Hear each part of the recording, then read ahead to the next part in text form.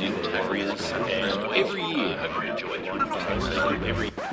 I feel like you can't call it an NRL Magic round without magicians. How would that translate in the hard-hitting world of rugby league? I think they'd be good with the sleight of hand, the Yep. deft passes. Maybe the dummy? Yeah, but when it comes to putting their body on the line, I think they'd probably get really seriously injured. We need to do something about the amount of time it takes a sin-bin player to exit the field. What about any player getting sin-bin for the Titans? We say if you get off in the next 10 seconds... We'll sign you up to another team. Hello and welcome to another exciting episode of The Voluntary Tackle, the only NRL podcast to deeply regret serving Moses and Bai some of the podcast's famous Devon and prawn strudel. Certainly an acquired taste, Moses, and might have tasted a little better if you dipped it in the toad droppings like we asked, but we're very relieved you're okay, mate. So are our lawyers, frankly. Now, we are recording this show in the morning of game day for the second match of the State of Origin series, so we are only literally hours away from the big kickoff, which is obviously very exciting. The prelude to Game 2, as we all know, provides a forum for a spate of wonderful New South Wales Blues fans' traditions, which reminds me actually a massive shout out to the group of male fans I saw this morning who had stripped naked, painted their entire bodies blue, and had even gone to the effort of painting a small Jimmy Maloney face on the end of their collective penises. Amazing attention to detail there, fellas, and particular kudos is owed to the man who was humorously using his said Maloney phallus to give away dumb penalties on unsuspecting passers-by. You certainly exercise some exquisite penile control, I must concede, sir. I also have to give an even bigger shout out to the Stanmore Police Station, who managed to successfully stop the group's reign of sexual terror on the streets. Turns out you can have too much of a good thing. Now on the show today, we have a number of treats for you in the build-up to Game 2, including some Origin chat with former first-grade coach Matty Elliott, who gives us some analysis on the game, and also a bit of insight into the coach whisperer as well, which is quite interesting. Plus, I get a little bit more personal, this time not with my abuse, for a change, but by introducing you all briefly to my old man. In addition to all of that, we promise to include at least one logical fact about rugby league in the show. Notwithstanding the obvious resource issues that exist in voluntary tackle and the limited budget we have, which inevitably leads to simply making shit up. But we'll be back with more after this quick commercial break.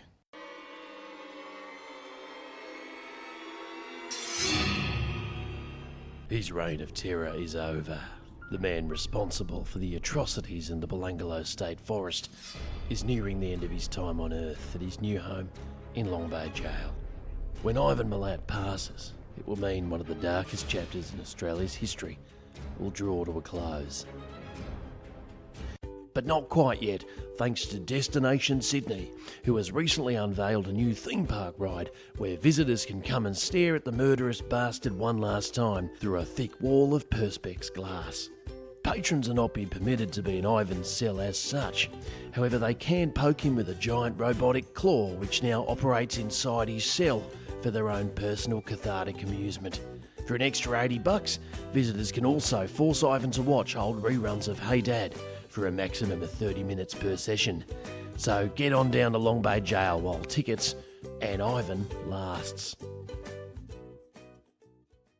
Now, Game 2 of State of Origin in Perth is right around the corner, so I thought I'd canvass my dad's impressions for how he thinks the game will go. Now, I must confess, we both had quite a bit to drink, so our slurring is usually much tougher to detect. So please sit back and enjoy some expert analysis of State of Origin Game 2 via another media outlet. There's none of that here. Well, we are recording, and look, we have a very special treat on the show today. We've turned into a very family affair. I've invited my dad on. My dad, Charlie. How are you, Charlie? Charlie? That's not my name. Well, that's because Am I supposed to give my real name? Well, I've just given you an alias, Charlie. So you've got to roll with the ruse. Well, I like to call it the nom de plume. What general alias do you go by in your regular life? Greg. And does anyone ever pick you up on it? Because I've never known you as Greg. Obviously, I've called you Dad for most of my life, but it's interesting that you've just landed on me now as Greg. I'm not liking this. Not liking this one bit. So thanks for agreeing to come on the podcast. For the listeners, Dad is a rugby league tragic like myself, and he thought he'd come on and share his thoughts about Origin 2. You see yourself as a bit of a pundit, don't you, Dad? Stop putting words into my mouth.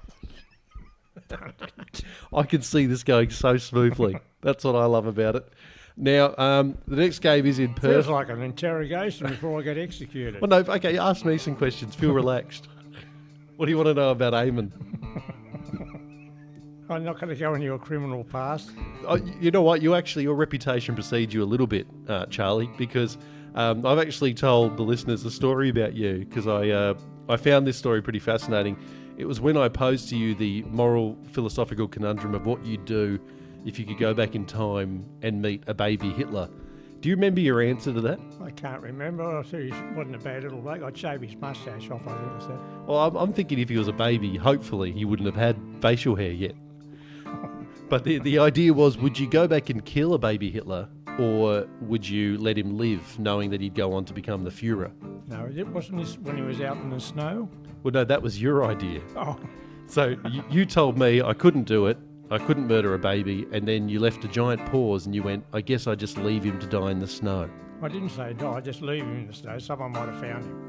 Okay, I'm assuming if you left a baby in the snow, its chances of survival would be quite slim. Be minimal, yeah, that's right. You always give a different take on things, Dad. That's what I like. And I want to start off by taxing your brain straight away. Freddie, he's made a lot of changes. He's made a lot of changes for Game 2. First off, do you agree with those changes? What do you take? What do you make of that? What do you sound so deep and husky for? I can't really get over this. It sounds like I'm talking to some film star. Is it my rugged good looks? Well, your good looks don't come over on tape, do they? They don't come out visual. Unfortunately, they don't come across in visual mediums either. Oh, thank goodness for that. No, it's non-existent. By the way, before we get into the analysis, I want the listeners to also know about the drink that Dad's just given me.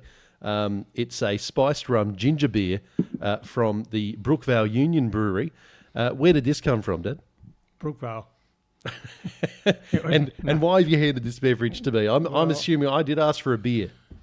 Well, that's all I can find in the fridge. Okay. I was given it by someone for a birthday present, which I couldn't handle. I see. So just to get this clear, if someone asks you, they come over to your house and they ask for a beer, you literally rummage around in the fridge, and even if you don't have beer, you'll give them something. It's still alcohol. So you could have given me a broccoli, for example. No, I would have tried to give you something alcoholic. Okay, so a fermented broccoli. But we'll get back to football though, Dad. Freddie has wielded the axe. 7 people have changed from Game 1 to Game 2.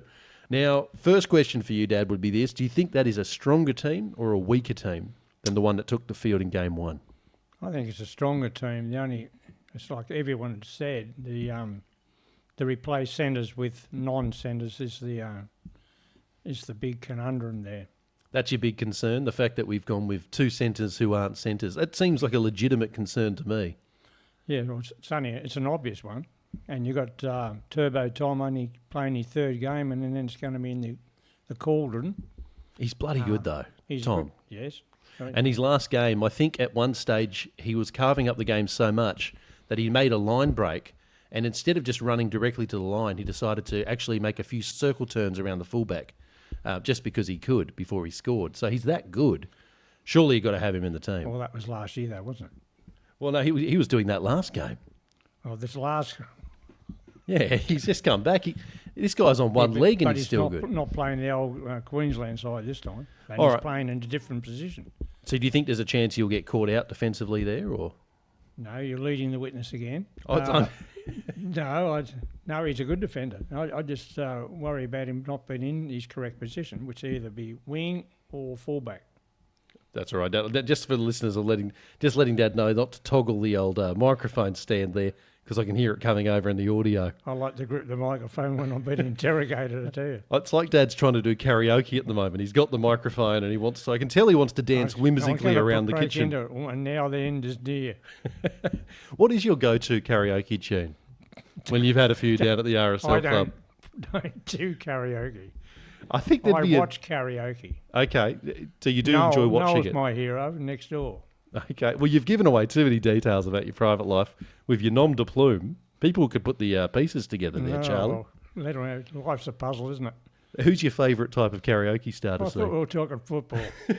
All right, we will get back to that. The karaoke star, if you want to do, was that bloke, that little Asian bloke from that.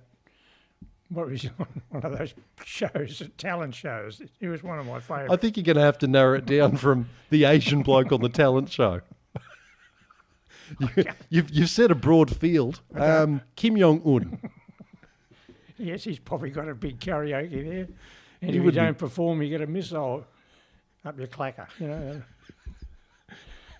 I'll tell you what, that would make the X Factor so much better. It would. If there was actually the threat of a missile bombing for a bad performance, you'd start to see falsettos you've never seen before. That's right, and Kim on the red button, that's for sure, especially if you're a Rello. Now, you made a good point here about the team, that we've picked no centres. Is Freddie just gone completely off his nut? What do you reckon he's thinking by picking Jack White and then dropping, we have to say, Josh Morris got dropped, who was probably one of our best in Game 1. Have you ever seen a player get dropped in an Origin when they were one of the best players in the field? Yeah, he was probably the best of it. You know, they didn't play that well, New South Wales, at what they should have done, but that's true. He didn't do anything wrong. There was no reason to drop Morris, personally. Latrell's another kettle of fish. Well, we're going to get to Latrell. We probably should talk about him, actually. Obviously, he's probably the most high-profile casualty from Game 1 to 2. Now, we're both Roosters fans, Dad. The people at home know that Don't tell them that. Pretty passionate Roosters fan. But even without the tricoloured glasses on, he hasn't been playing well for about a month. Exactly right. He hasn't played for the last 4 weeks. So it's not such a bad call, is it, to have dropped him? He was on the cusp of getting dropped, and I don't think he did enough in his last game to stop the execution, personally. What do you think he did most poorly in Game 1? I think for me, missing about 19 tackles didn't help. It was actually his positional play that was the worst. When they spread it wide, he got caught short a lot. He was caught short, and plus the infamous one, he got the sin bin, but some will say he stopped a try, but he got sin bin for 10 minutes. That didn't help. I think he's just he didn't get involved like he has been for the Roosters the last 4 weeks. His involvement has been very, very low. He looks pretty unhappy. He's got that sense of foreboding on his face, like he was about to be executed. Well, he's got two faces. He's got that caricature laugh or smile when he scores, and then the other side, no. Do you think, when Latrell Mitchell scores and he does like the kangaroo with the ears, do you think when he has a bad game, he should do another Australian animal, but one that's really depressed? Well, a platypus, it could be. Yeah. Like just a monotreme that's just really unhappy with itself. You're going to get on with these questions. Hey, Dad, this is part of the show. Relax and enjoy it. This is the gold dust. This is the relax. You're going to get me. All right. Well, in the centres, we are taking on some pretty experienced campaigners. You've got Will Chambers, but look, let's not forget the Maroons actually have someone who's out of position too, in Michael Morgan. I don't think he's playing particularly well, and we made the comment off air before we started that this Queensland team, honestly, is not the strongest Queensland team I've ever seen. I'm going to put it out on the record now, because this will go out before Origin 2. We're going to win this. I think we're going to win it well. I think we'll win it. The fact is, there is a rumour that it might be raining down there, but it might be a low-scoring game. But no, you're missing Smith, you're missing Cronk, you're missing Slater, and you've got Michael Morgan in the centres. Dylan Napper coming on with a broken wrist playing prop. Are they for real? He shouldn't be playing. That is a worry, isn't it? Because I've found Dylan Napa with 2 fully functional wrists isn't that good. So if he's only got one of them, surely he's going to be worse. He's going to be playing a lesser game, isn't he? That's the way I see it. And another thing I find suspicious with Napa is the fact that he's of Islander heritage, and yet he's a very white ranger. Oh, well, he's a strange mother and father, isn't he? Yeah, I've just never seen it. In all the images I've ever seen of Captain Cook landing on a Pacific island, I haven't seen him ever shake hands with Richie Cunningham. Oh, well, you're all over the shop. What's going on with you? Aimon. Oh, sorry. I probably should have briefed you. Aimon. That's all right. You can call me a name that I'm definitely never been called in my life. That's fine. Who do you fear, Dad, when it comes to the Maroons team? So you said we've picked a pretty strong team. Which players are the ones that come out at you as being the ones you fear the most? You don't want to see them have their hands on the footy. Well, obviously Ponga, is it? Ponga. Poga. Yeah, it's definitely not Quinton Ponga. Okay. Ponga and the little Herman Munster. Yeah, that's right. Well, Munster, he had almost a sort of a Wally Lewis-like game in game one. He was running around the shop on both sides of the ruck, and no one wanted to tackle him. At one point, he actually looked around at the New South Wales defence as if, why aren't you tackling me? And he ended up sort of running about 40 metres. That's right. What do we do to stop that? Why aren't people going up and smashing Cameron Munster? They just got to go up and just go up in a straight line and just knock him over. Whoever the 5'8" just knocks the 5'8" over. Well, that'd be Jimmy Maloney. How do you think he'll go? He's been reinstated. I love Jimmy because he'll bring a lot of energy to the team. He's got a lot of expertise there in playing. He plays with passion, and you won't miss out with Jimmy. He loves that call tonight, playing for State of Origin. So, no, he'll go well. What do you put down? This year hasn't been a happy one for Maloney. His club form hasn't been great, although it's picked up in the last couple of weeks. Why hasn't he been playing well? What's he been not doing well at club level that didn't get him selected in game one? It's hard to pinpoint. I don't think he hasn't been clicking with Cleary, but in the last few weeks they have. I think the forwards, they've sustained injuries, and a lot of them have been coming back from injuries themselves. So since the forwards are starting to fire up, their combination's getting better and better, and they're playing together. So it's a big bonus. The person I thought played particularly well for us in game one, and there weren't too many, let's be honest, Damien Cook. I think every time we get a quick play the ball, New South Wales look extremely dangerous, and we did it in periods in game one. I get the sense if we can get the quick play the ball in game two, he will absolutely control things. And then when he gives off the ball off to the likes of James Maloney, and you've got Tedesco coming on the back of that, I see us as being pretty lethal.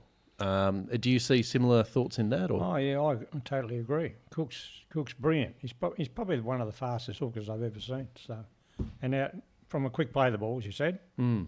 Yep. You know, the big joke about Damien Cook that everyone makes is the reason he's so fast is he used to be a sand sprinter. Didn't you used to play touch footy or even tackle footy in the sand back in the day? Yeah, in the day, one year. And did you enjoy your experience? With my massive legs, I enjoyed running into that sand. I was a whiz.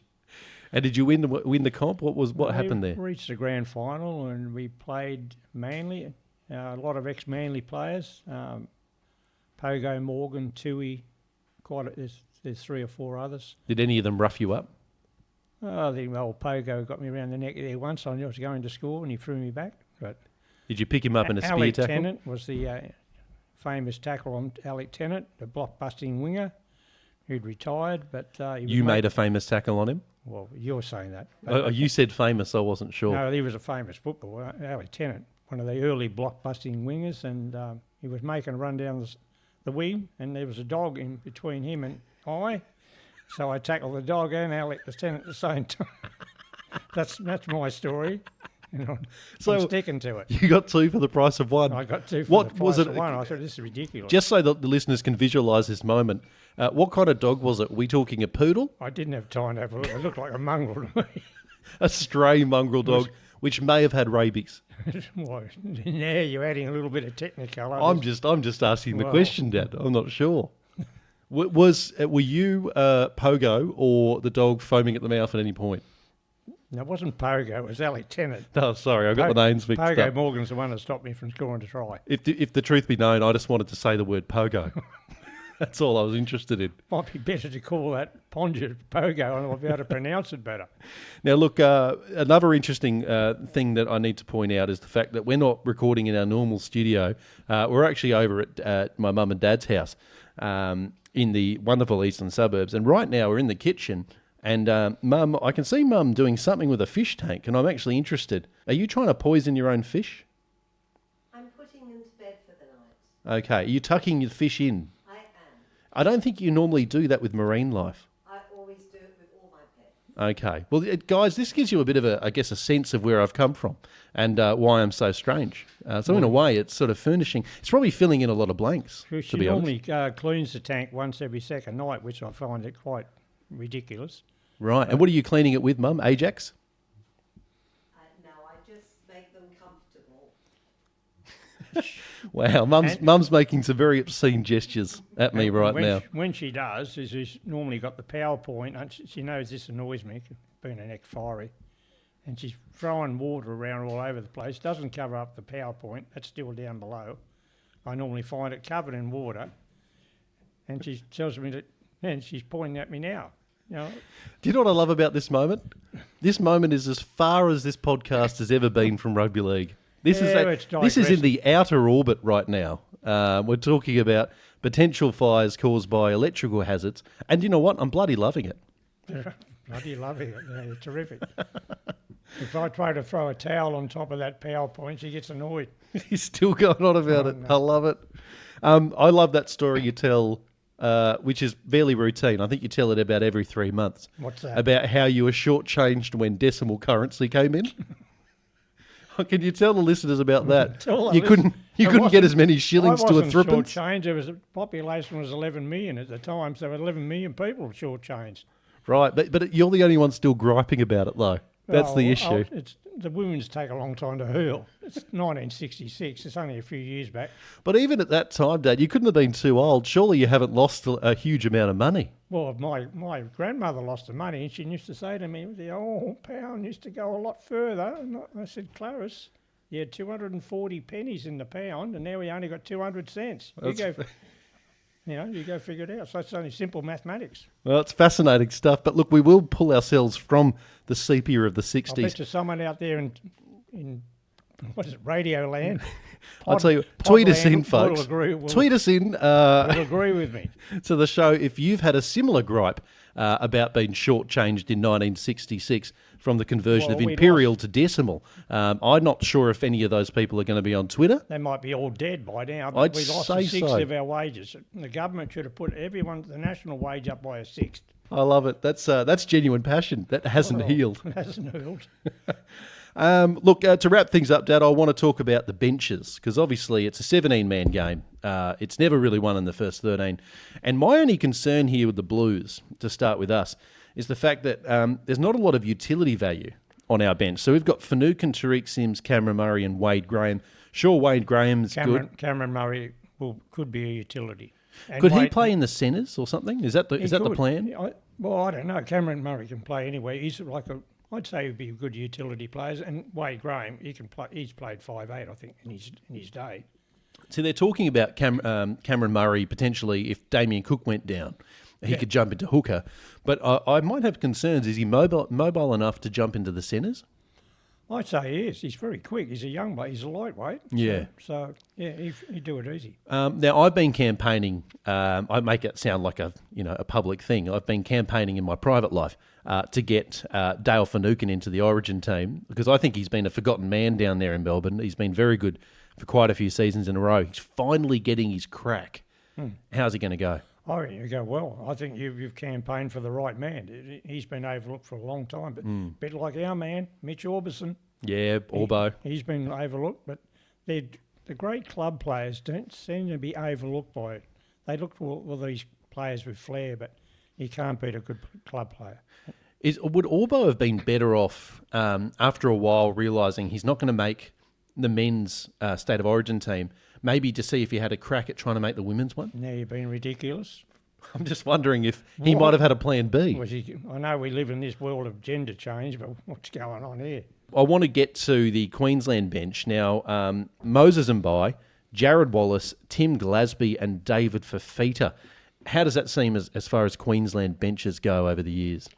I think it's a lot weaker than what they used to have. Yeah. Isn't it the case, though, every time we say that, then suddenly they pull on the Maroons jersey and they play a little bit like one of those possessed vampires in 28 Days Later? They play above their weight. They lift, and there's no doubt about it when they pull the jumper on. Yeah. Look, what's his name? Little Chippy, or his name was? Chippy Close, isn't it? Oh, I thought you were talking about our regular Chip Jones. He was a very average player. Even Wally Lewis, he wasn't the greatest club player of all time, but when he played up there for the Queensland team, he played twice the man he was. I've got to say, I've actually compared Wally Lewis's tapes, the highlights reel from State of Origin, versus his time at the Gold Coast Seagulls. And I actually agree with you. He was definitely better for Queensland. Very forgettable for the Seagulls, so much so that I had to look up on Wikipedia that he actually played for the Seagulls. Only a few months ago, I wasn't sure. Been a bit hard on Wally, I know that. It was a fledgling side, wasn't it? All right, Dad, we want to leave the listeners with a bit of prophecy. Can you leave them with a multi-bet that they can go to the TAB with that they're going to earn a lot of money from? You love these multi-bets. Who's going to win? New South Wales. By how much? I think they'll win by about 8.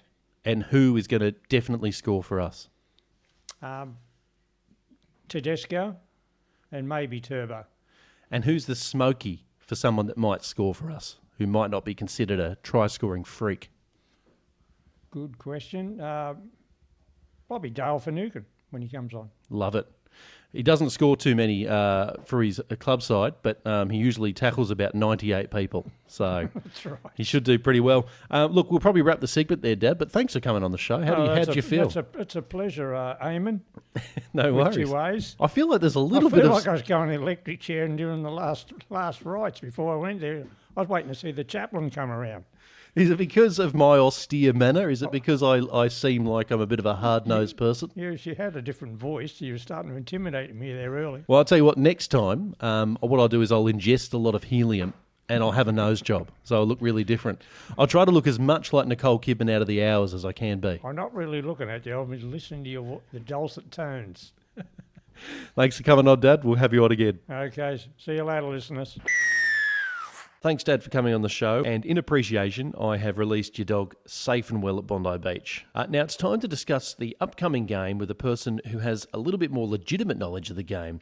One Matty Elliott. Enjoy. Mate, I guess we're hoping to get this show out just prior to State of Origin on Sunday, so it is a bit of an Origin-themed show. I guess just to start off, I was just wondering, I guess as a former coach yourself, Matthew, I mean, what are the differences between, from a coaching point of view, when it comes to Origin? Is it a big difference between, you think, coaching an Origin side and coaching a regular club side? Well, I wish I could tell you that from experience. Yeah, not really in that position. Look, I'll make some observations that I've been able to make, and I'll simplify it over a long period of time. I remember when Brad Mackay went to play, when I was playing with him at the Dragons Origin. He went and played Origin, came back the next game a different player completely. Not better in one game. And I noticed it with players that I coached as well. They go and be in that arena. And I guess my comparison is if you're going down the freeway and you're doing 110. Some of us might go a little bit over that, but that's certainly not me. And then you go into an 80 zone. You know, like you feel like you're going backwards. Yep. Does that? So I believe that analogy applies to players that play Origin. You're right. They often come back. They always talk about the Origin experience rubbing off on players, and they come back a better player. Are you saying that? I guess the difference in tempo, they come back a better player. Yeah, exactly. So it's like when that driving experience where you go from go quite quickly to quite slowly, even though it's the speed that everyone else is going. It allows you to be more alert, more aware, and do other things while you're driving. I just noticed that with players is that they seem to, once they've been at that higher tempo, higher speed game, that they were able to execute at a far better level with far more ease because they'd been in a game where there were far more physical demands and mental demands. And I'd imagine that'll be the same for coaching. You've got to actually understand that you're at another level of football. So you actually probably have to reduce the amount of decision making that needs to be made because of the speed of the game. I know you haven't had personal experience, but you've obviously been around the game a lot. Coaching at that Origin level, do you think it'd be less about structures, less about that week in, week out strategy, and more about, I guess people talk about man managers being the good coaches in Origin. Mau Meninga comes to mind, obviously, someone that can just rev a team up. Do you think there's any credence to that? Not on the motivational side. I think if you need to be motivated to play Origin, you're in trouble. I think what Mal has done really, really well is to create single-mindedness amongst the playing group. So, he gives them themes to play around, makes them attached to the actual experience of representing either your country or your state. And through that medium, he's then created a really single-minded group. And I think that's where you see at any high level of sport, they're the teams that do really well. Structures are definitely important. But when you've got a team together in such a small time frame, they have to be simple structures that allow the talents that you've got in your team to be exploited at their best. So, there is simple structures, but they do a lot of play what you see, if that makes sense. Yeah, no, it does, Matthew, absolutely. And as you said, I think the Blues have only got 3 training sessions before the big day over in Perth, so it's not a lot of time to prepare, is it? No, for me that's the biggest risk. It's not the players that they brought in the team. They brought, there's some. Everyone's talking about who isn't in the team, but there's some pretty good players in that team. I think the biggest risk is in developing that continuity over a short period of time. Now, one of the responses to that will be, well, Maloney and Cleary are together all the time. That's fair enough, but a couple of guys that haven't played a lot of centre and, in a new halves pairing, I think that presents its challenge. That doesn't mean they win or lose. Do you agree with the decisions, Matthew? Obviously, it's been pretty polarising. Freddie's axing. They're talking about 7 changes, although a few of them were forced through injury. Are you generally on board, or is there any decisions that you thought came from left field? Well, as a Queenslander, I'm 100% on board. But look, I think that there's a few decisions that have certainly been brought into question. Again, I just go back to the point I made, is that my major question around the changes they made are not about the personnel.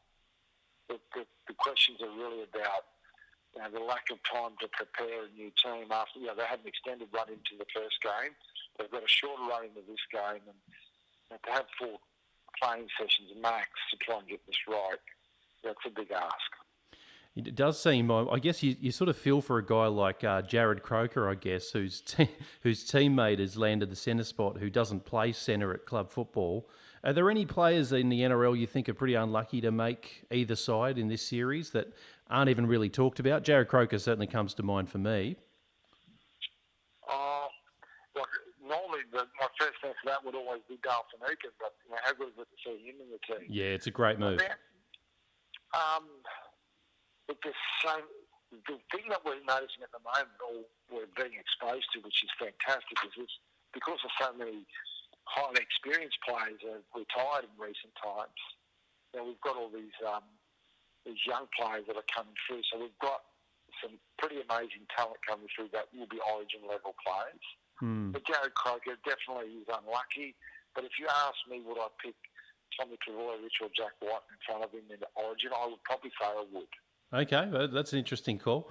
And I have to say, Jack Whiten did play. He was very impressive, I thought, in that first game, apart from that one moment, obviously. And, people like Gus Gould have always said he seems like a natural centre anyway. So potentially it's not as big a risk as people think. I know you're a big Queenslander, mate. I couldn't have you on and not talk about the mythical coach whisperer that's making a lot of headlines up there in Queensland. Supposedly has a fair bit of influence over Kevy. Do you have any inside word there, or shed some light on whether this guy has any credibility or not? I know Bradley very well. Yeah. Okay. Not through working with him, but I know his background. And look, there's a real interesting thing, and this stuff won't be as weird or spooky in the future. It's just because it's new. But again, I talked about single-mindedness, and what Brad brings to it, to do it simply, he brings a single-minded or a common focus across your team.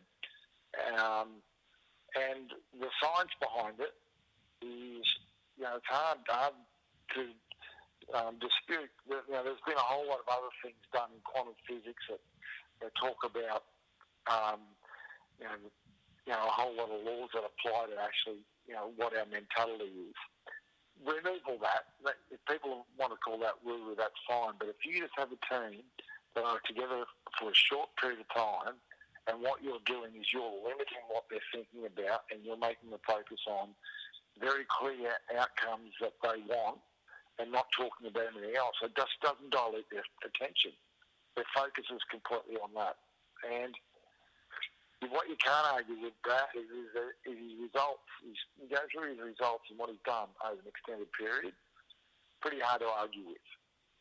It is an impressive list, isn't it? It just seems to be a litany of successes. I guess I'm always automatically suspicious of that. I don't know the ins and outs of his particular case, but I always see when you see a stack of successes in a row like that, just the statistical odds of someone having that much success is always it doesn't always sit well with me. But you can't deny the facts there, can you?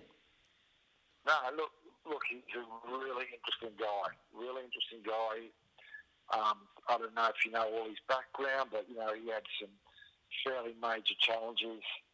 Grew up in Maroubra.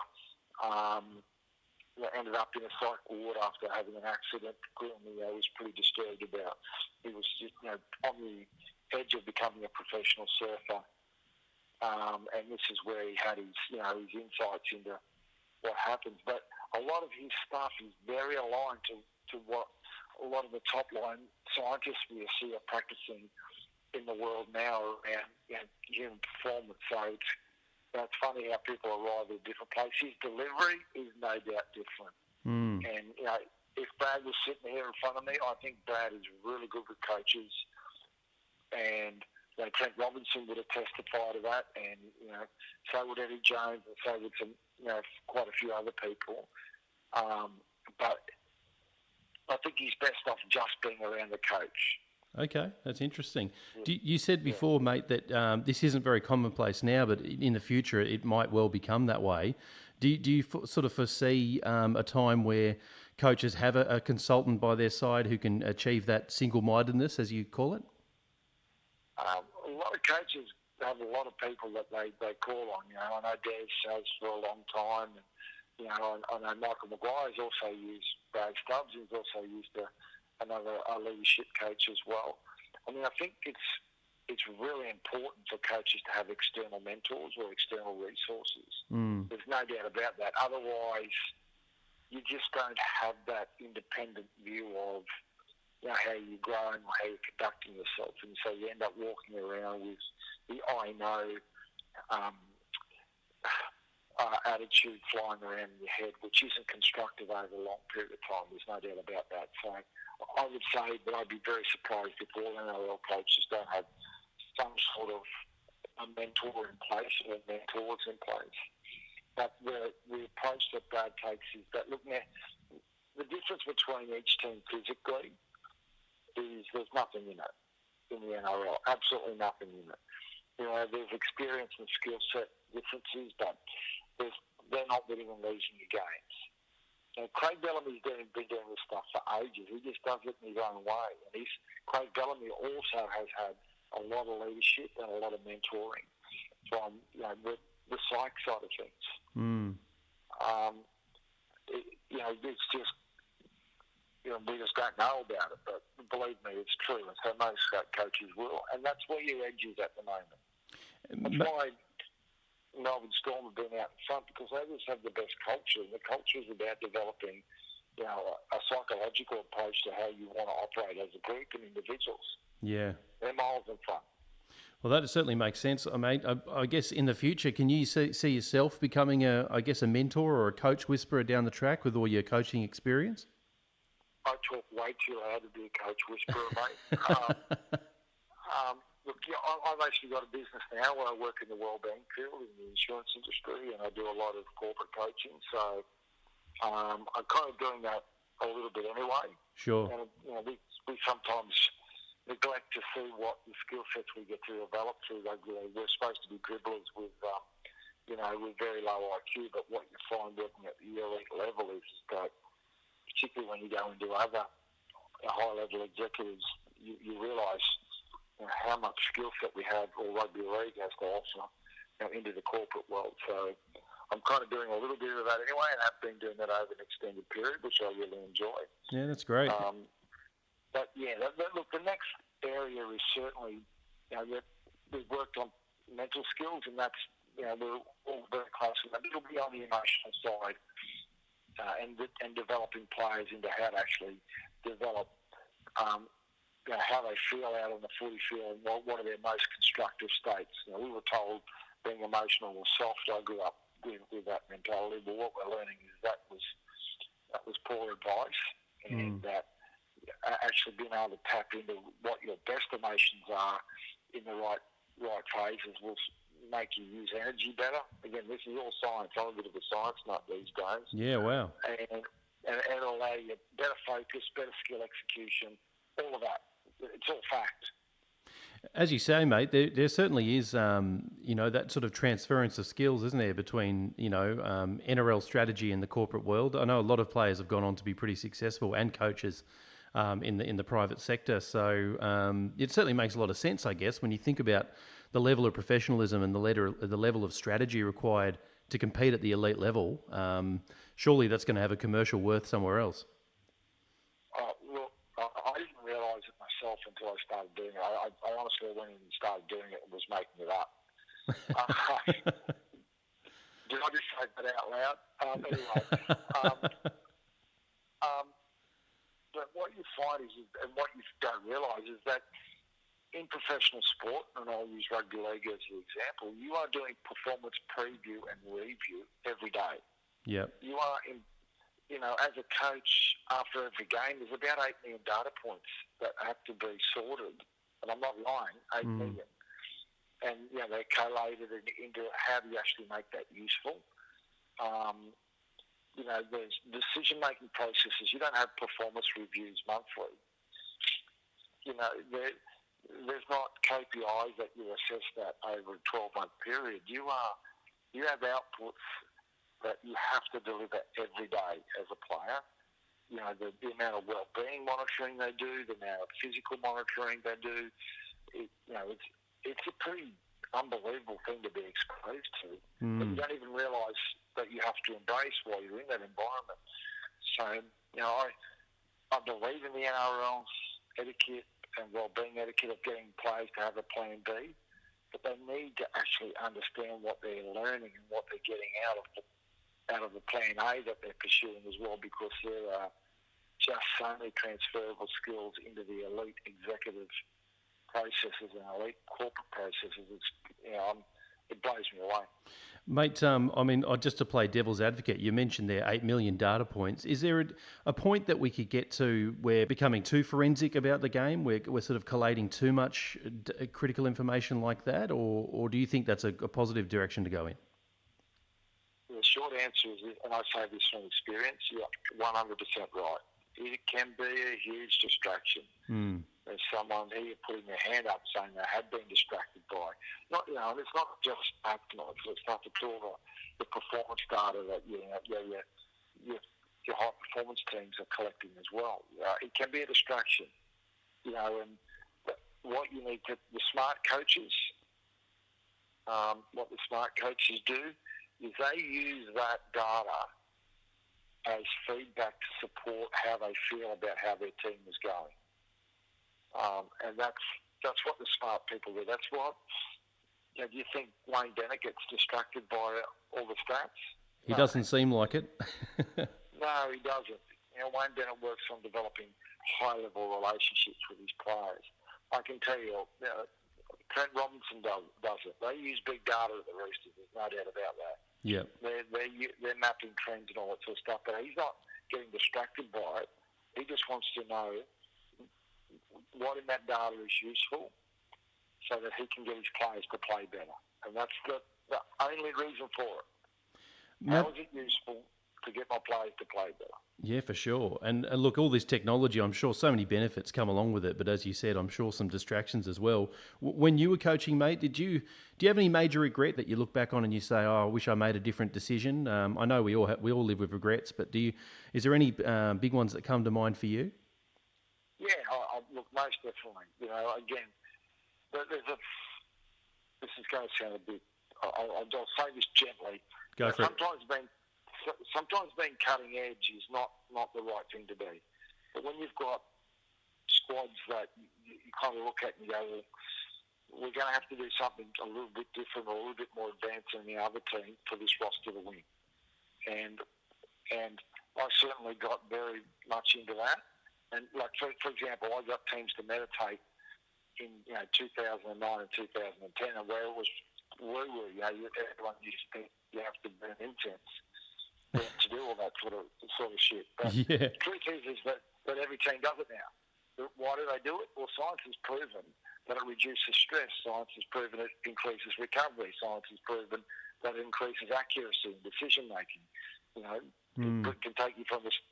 So, of course, you use it. So there's probably things that I did that are now kind of a little bit more mainstream, but it was a distraction, and I actually put that process in front of what was most important as a coach, and that is having high-level relationships with your players, which was always a strength of mine. So that's my biggest regret, is certainly at the back end of my career, being enamoured with what they call flat organisations now, and getting assistants, to more involved with high-level decision-making. Where, the truth is that's the good coaches, have a look at them. They get people doing, they know your job, do your job, and I'll head coach. So, I probably got a little bit distracted by other models of what I thought was high performance all for the right reasons, but it certainly didn't help the performance of the team. It certainly didn't help my performance as a head coach.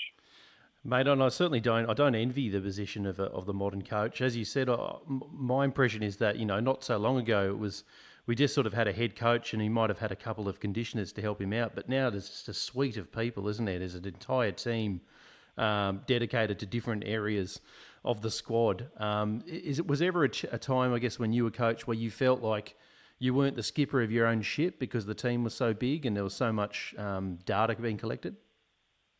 No. Look, and I've got to make this clear to everyone. It's that people talk about, that's great, you're out of coaching. I go, no way. They say, what about the stress? Look, I used to show up to work every day with a staff that all wanted to be there and all wanted to get better, and a group of young guys, young athletes, young football players that wanted to be there and wanted to get better. Who gets to do that for a job?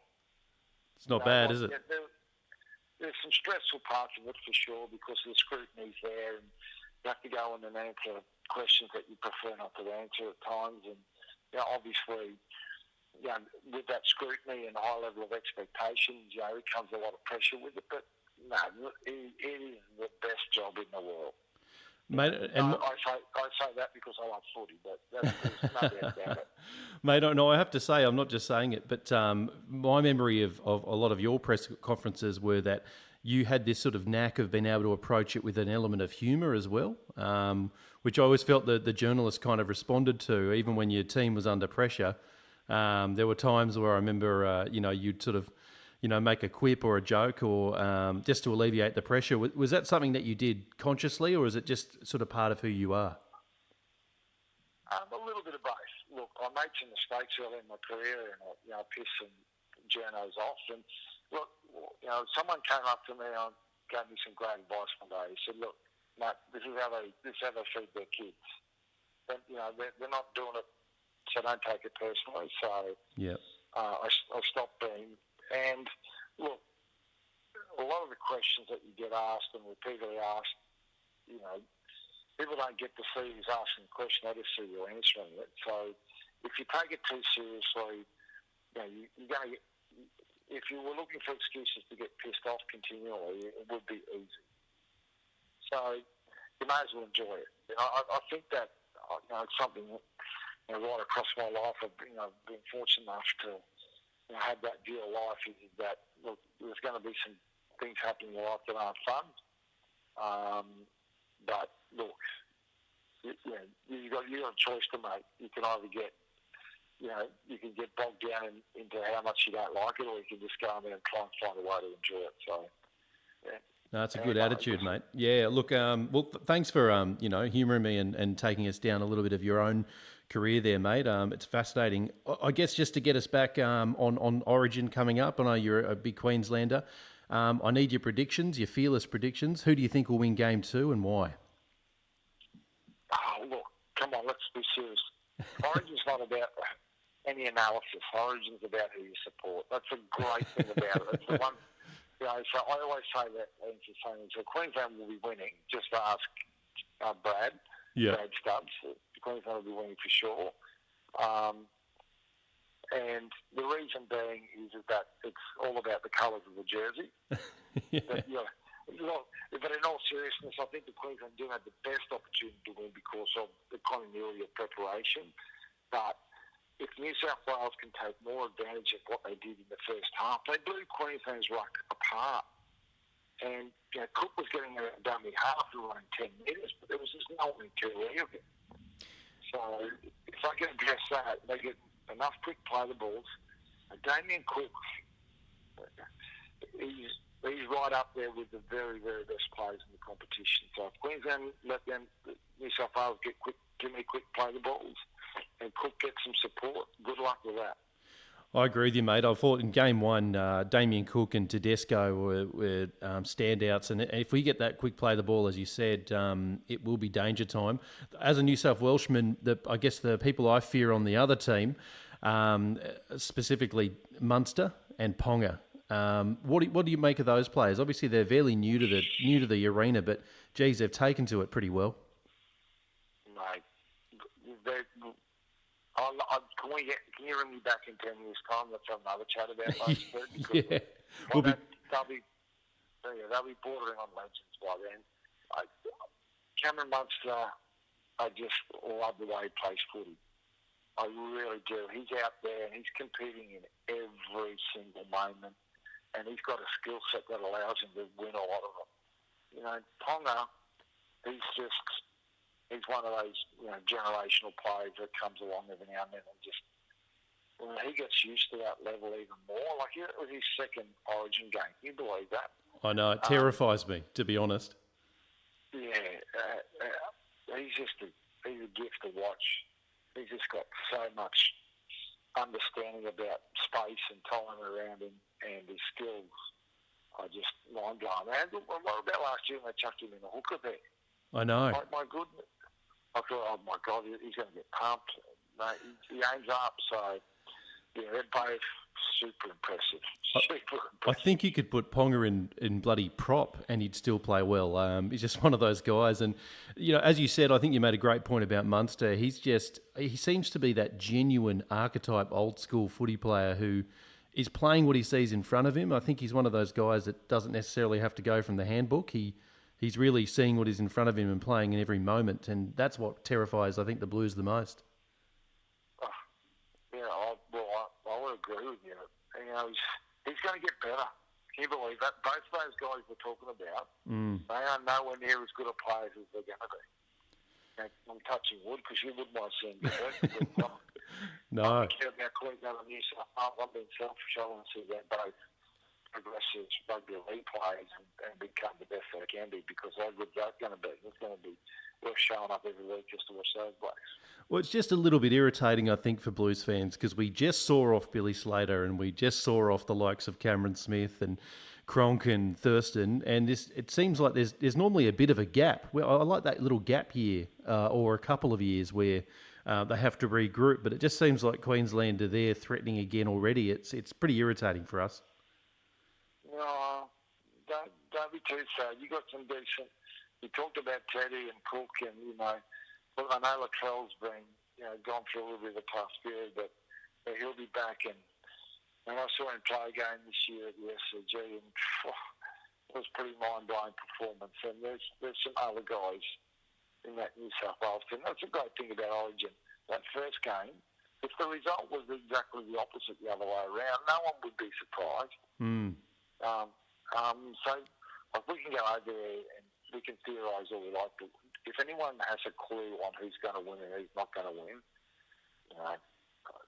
look, they're guessing. They're lying. Yeah. Mate, look, I'll probably wrap it there, but look, as I said before, I'm super appreciative of your time, and that was a really fascinating chat. So, look, it hurts me to say it, but good luck as a Queenslander. I certainly hope you don't win, but I'm really just hoping for a great game. I can't wait to go to Perth, mate. So I can't wait for a great game too. Should be amazing. Mate, thanks so much again, and hopefully we chat down the track. Sweet, mate. Take care. Well, that about wraps things up for this very special State of Origin themed version of the voluntary tackle. Now, for all of the bluster of the mass axing of the New South Wales Blues, I have to say this is a much stronger team than the one that played in Game 1. I personally, Aimon Brown, am very confident of victory tonight, so much so that I'm actually finishing with an Aimon bold prediction. Tonight, the Blues will win the match by 10 points, with James Maloney to have a huge game. Watch for a huge work rate from Dale Finucane coming off the bench, and the New South Wales bench in general to be a major difference between the two sides. A huge congrats in advance to the Blues for winning 24-14. That ends the show on an unusually mystic note, so until next time, just do what David the Coltrane Taylor would do, and draw a period on a career that never was and convert to renewable energy. Goodbye.